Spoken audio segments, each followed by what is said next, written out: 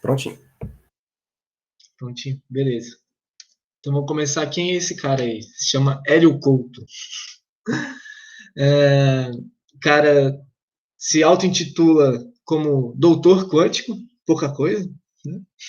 Espiritualista e conhecedor das leis universais.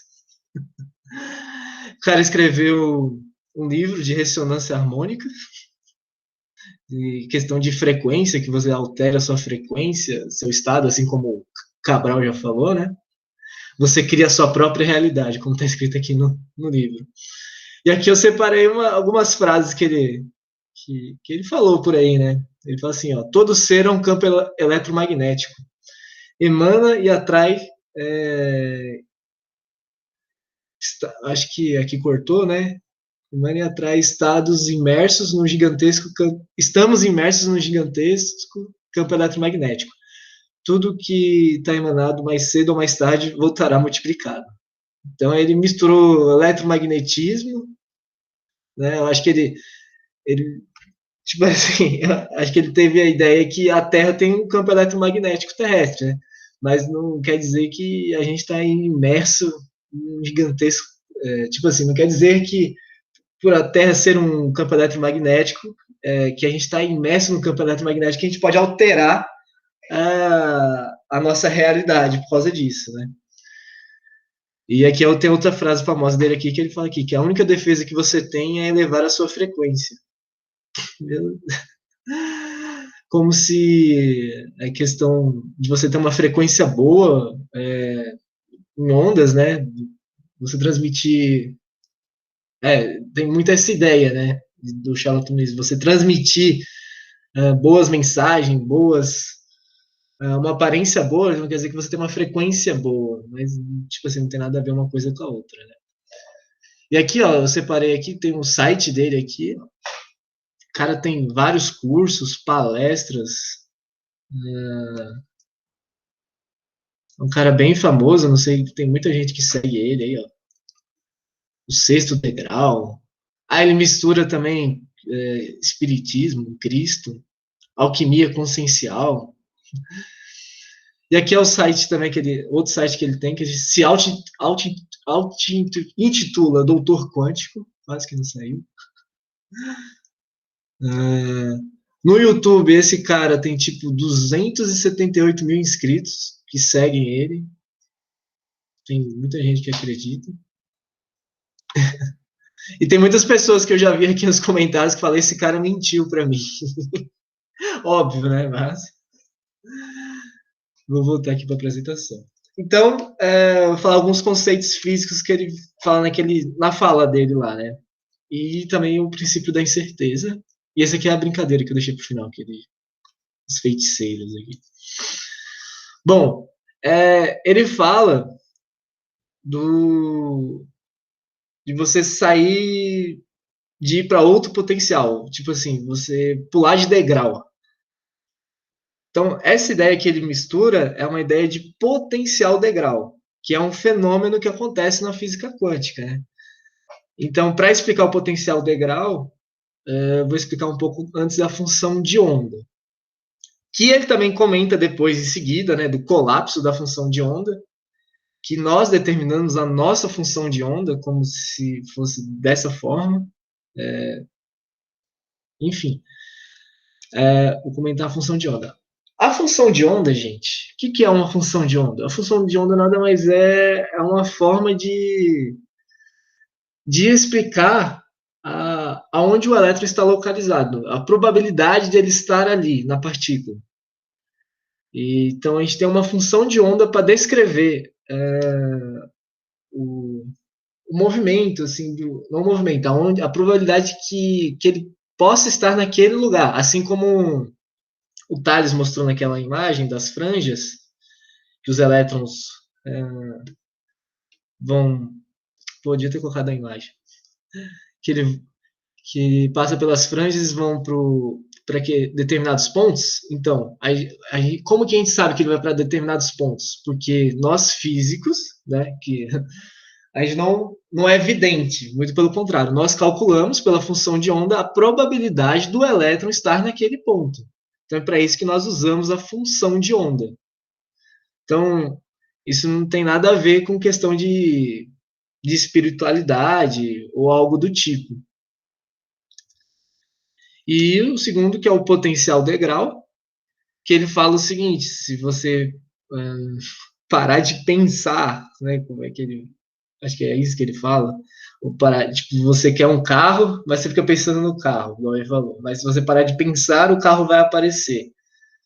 Então, eu acredito, né, pode ser que tenha outra ideia, mas eu acredito que vem muito dessa ideia do potencial degrau. O que acontece? Por exemplo, a gente tem na física clássica, né, a gente tem uma bolinha, por exemplo. Eu vou falar um pouco da física clássica e depois vou te mostrar como funciona a física quântica. Então, tipo assim, para a bolinha, por exemplo, subir ou tipo assim, subir uma rampa, por exemplo, né? Uma rampa de skate, tipo um assim, ela tem uma energia potencial. Se ela tem uma energia potencial o suficiente para que ela possa completar a rampa, ela vai completar a rampa. Mas a partir do momento que, tipo assim, se ela não tiver uma energia potencial que ela não possa completar a rampa, ela não vai completar a rampa. Ela vai até o ponto que ela tem de energia. Se ela tiver até a metade, ela vai até a metade e vai ficar assim. Né? E, e o potencial degrau é justamente isso. A gente tem, por exemplo, uma partícula aqui, um elétron, não sei, pode ser um elétron, né?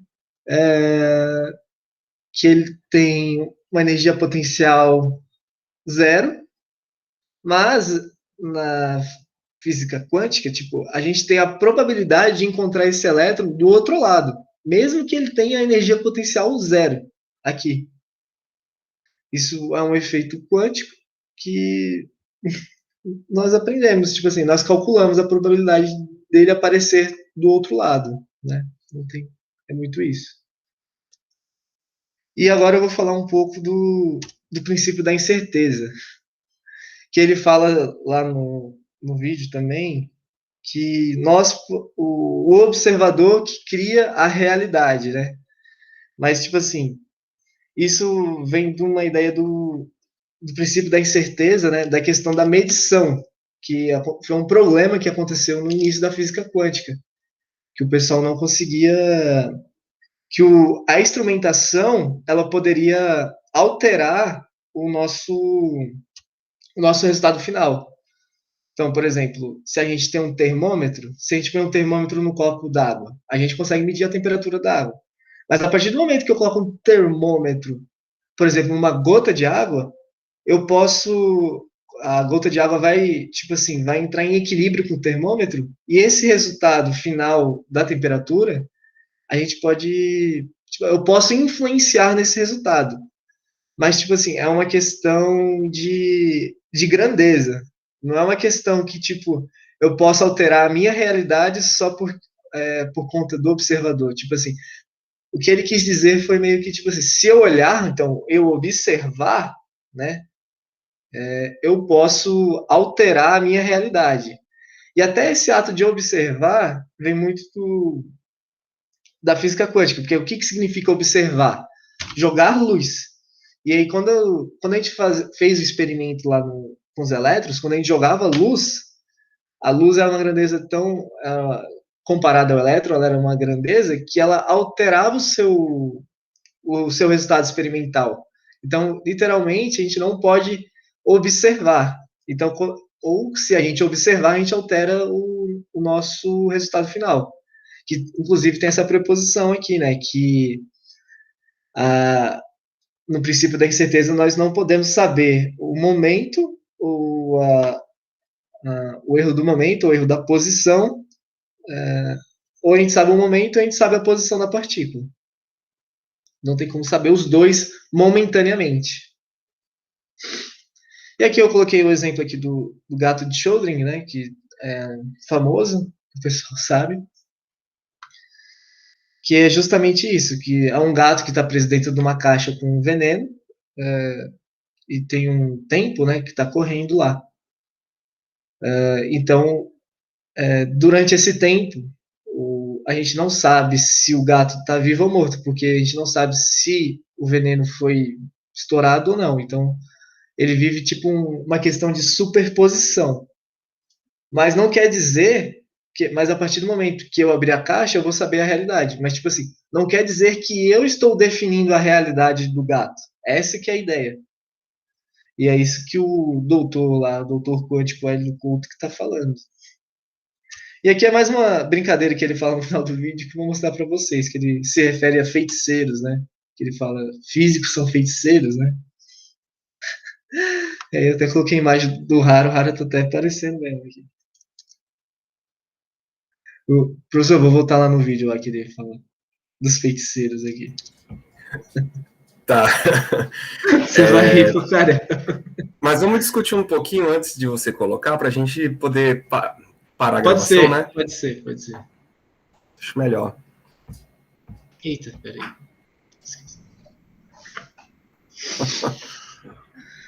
Cara, essa questão de o medir deles, essa interpretação, ela é muito bizarra.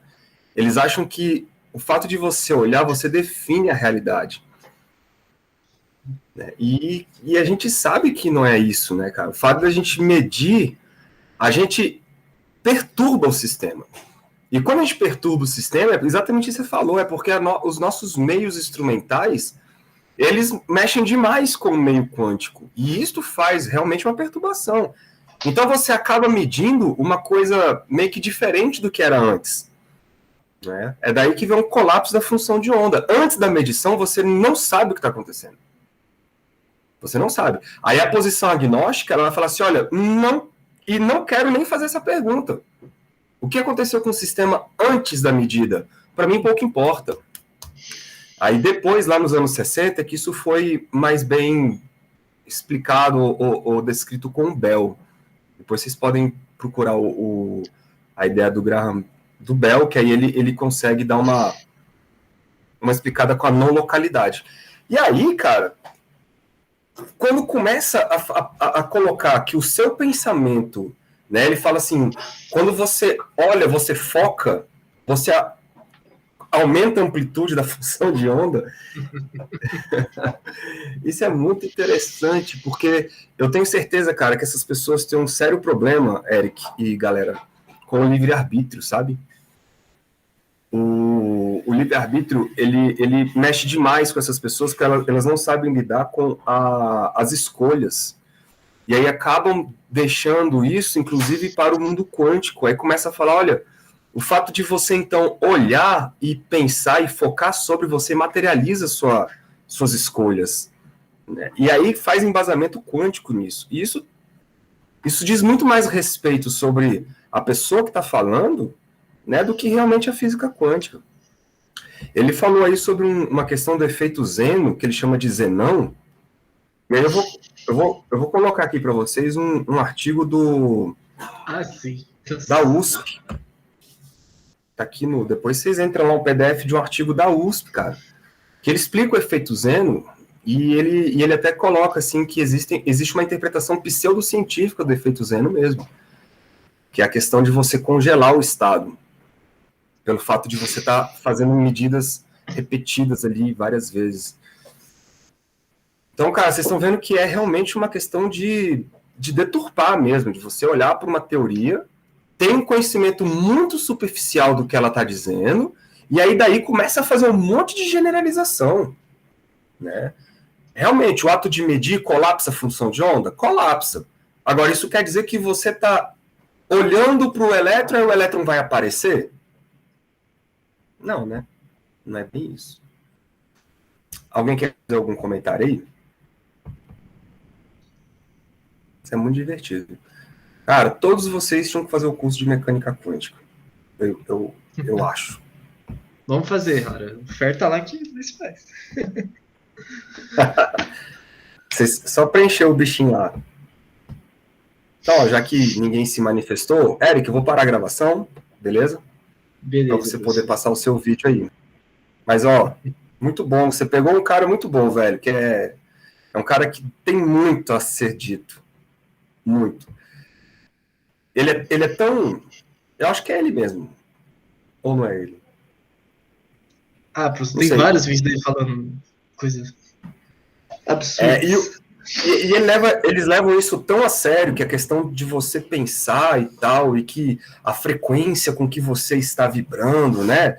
Como se existisse uma frequência boa e uma frequência ruim. Mal sabem eles que frequência não tem nada a ver com emoção.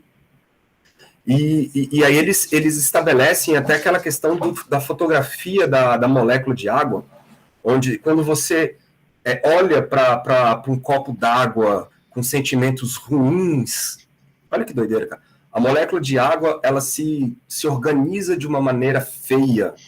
E quando você olha para a molécula de água com sentimentos bons e tal, ela se organiza de uma maneira bonita. Como se a natureza tivesse preocupado com o que é bonito e o que é feio para você, né? Meu Deus do céu. E aí as pessoas vão, cara. As pessoas vão atrás dessas ideias aí muito tortas. A gente tem que estar muito ciente do que eles estão fazendo para a gente poder entender também como se posicionar. Então, calma aí.